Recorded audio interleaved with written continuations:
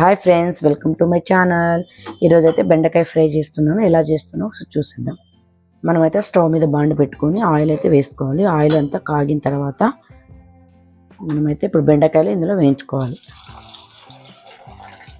బెండకాయలు వేగితే సింపుల్గా బెండకాయ ఫ్రై అయితే రెడీ అయిపోతుంది.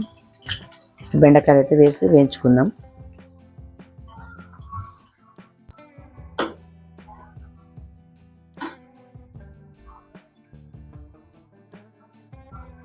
మనకి బెండకాయలు అయితే వేగడానికి అయితే టైం పడుతుందండి.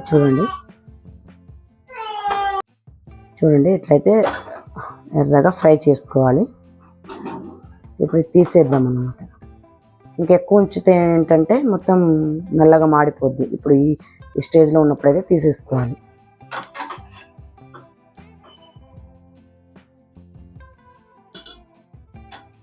ఇప్పుడైతే మొత్తం మనం ఇట్లా ఫ్రై అయితే చేసుకున్నాం కదా.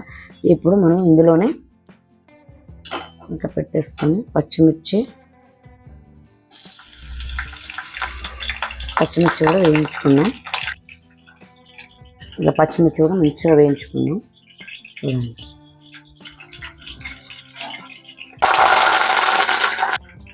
ఇందులో కరివేపాకును కూడా అట్నే ఫ్రై చేసుకోవాలి. ఇప్పుడు ఇందులోనే కొద్దిగా పల్లీలు కూడా వేయించుకున్నాం.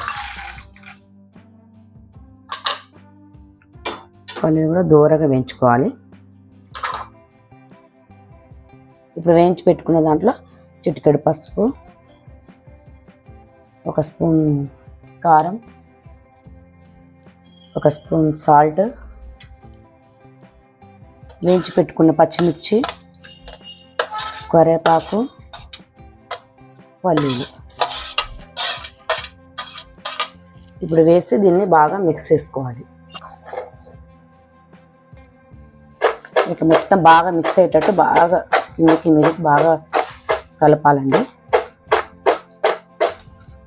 చూడండి, బాగా మిక్స్ అయిపోతుంది. చూడండి, ఇప్పుడైతే ఈజీగా ప్రాసెస్లో బెండకాయ ఫ్రై అయితే రెడీ అయిపోయింది. మీకు ఒకరు నచ్చినట్టయితే మీ ఇంట్లో ట్రై చేయండి, షేర్ చేయండి, కామెంట్ చేయండి. Subscribe my channel friends.